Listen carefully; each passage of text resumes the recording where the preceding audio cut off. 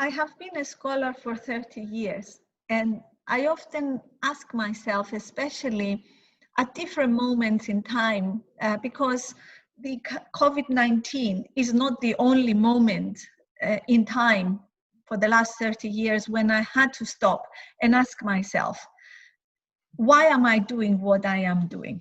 What does it mean to be a scholar? What does the university bring to society that no other institution has provided as a contribution? For me, I will start with what is the purpose of a scholar, because universities are houses of learning.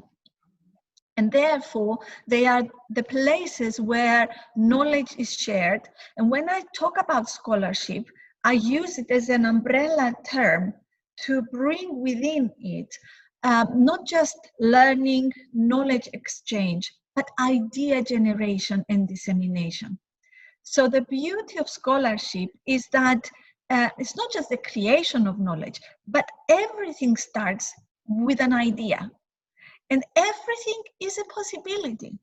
So universities are not only hot houses for knowledge and research and development, learning and knowledge creation and dissemination in all the variety of forms this is taking, written, oral, and so on and so forth. But it is also the place where ideas and possibilities are born. So I joined the university world. I wanted to become a scholar. I have served as a scholar for 30 years because I felt that in doing so, I will honor my purpose in life, which was to really be a catalyst, an energizer, a force for serving a bigger purpose. And that bigger purpose, as I have discovered in the course of the last 30 years, remains intact. And it is maybe that what we will need to remind ourselves of, that why we need universities and what is the kind of university for the future. I have been reminded of the value of making sure ideas are like seeds that you plant, because without that, there is no future. You plant something as a gardener because you believe it will grow. You nurture it by providing the conditions for it to flourish. So if I could use this analogy to also explain what does it mean to be a scholar, what is the purpose of the university in society, and what I have been trying alongside with my colleagues internationally to achieve is to find those seeds and to plant those seeds. And through research, through educational activities, through the learning, those seeds became the ideas that enabled us all to grow. So when we ask about what university we need for the future, we need to go back in order to go forward. And this very act of movement back and forth, like a dance, is exactly, if you play with the analogy of the gardening, why we have to replant seeds. Because sometimes they have absorbed all the nutrients of the earth and they're running out of the capacity to grow in that environment or in those set of conditions. So there is no future without this plantation process. And therefore, whatever we understand future making, we have to place the university as a key partner in the ecosystem, not because it serves society by, and if we've seen the relationship between science and society at large in these current conditions we're living in, which very much have dictated in many different countries the measures that have redefined social order, that have shaped our ways of living, interacting, relating, defining life afresh. We cannot divorce the value and role of science as a form of art in supporting society's social order and society's values, society's fundamental, what I will refer to as axies. Axia in Greek means worthiness. And of all the values we have been referring and rediscovering, especially in recent months, given the current conditions we live in, I hope we've rediscovered the axia of life itself. So hopefully universities become the place where ideas grow, possibilities are born, but they also become the biggest contributor in shaping society's future by expanding those possibilities into purposeful potential. So to go back, these are not new ideas, and the notion of axiology as embedding values and the study of values in understanding everything that constitutes society, I would take as far back, of course, in Greek, as the antiquities. And Plato's Academy and Aristotle's Lyceum are the foundations of the university we know today. They have inspired the Humboldtian University, which was the first attempt to embed the arts and the if you like, holistic learning, because that's the notion of universe, holistic university. It's the place of multiplicity in possibility. That's why we get all confused about whether we're talking about multidisciplinarity, interdisciplinarity, transdisciplinarity, all of these preambles to discipline. We forget that they collectively serve ways of combining. And therefore, what is central to defining the future university and the role of the university in creating the future is this process of connectivity. It's this process of alignment and realignment, taking in and taking out, and reconstituting.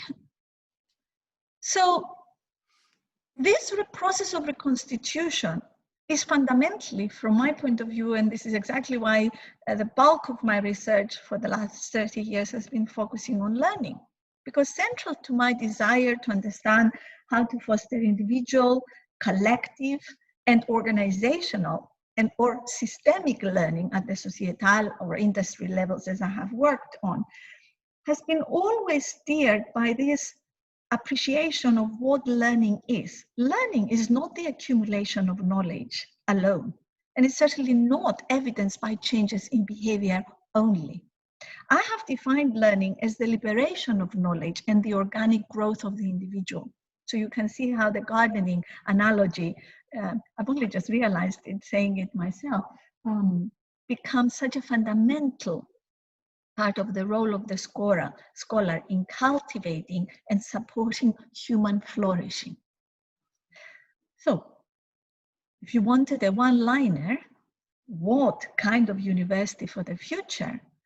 A place where we collectively take a stance for the global citizens, the citizens of the world we want to be part of or to participate in creating, knowing that each of us has a seed to plant in sustaining the earth, in sustaining this place where we all rely to remain viable. Otherwise, our own sustainability is also threatened.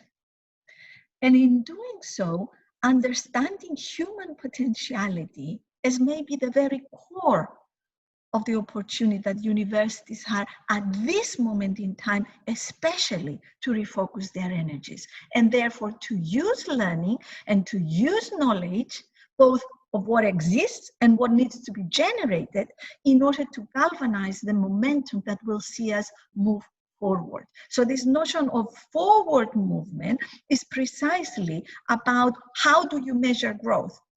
And that challenges us to return to the very basic values and virtues in societies that we are constituted in and contribute in creating, to restore the worthiness, the axia So returning back to axiology as a fundamental discipline across disciplines in a university becomes the foundation for restoring the worthiness of humanity.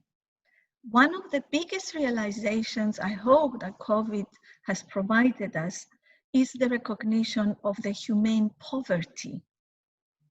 So many people talk about human capital as the key for business to thrive. And very few who specialize, like myself, in human resource management understand the contradiction in terms. When you expect humans to be a resource you manipulate, manage, control, if you understand management to be that, in order to generate specific ends, but forgetting the human aspect in the process.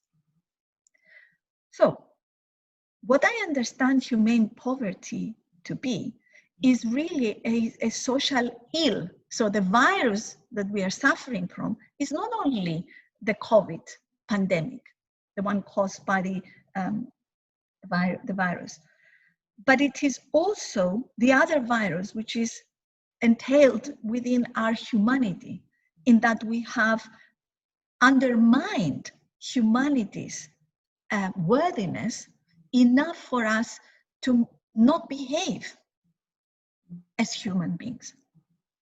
So I have this expression that I often say to maybe nail down the essence of my argument.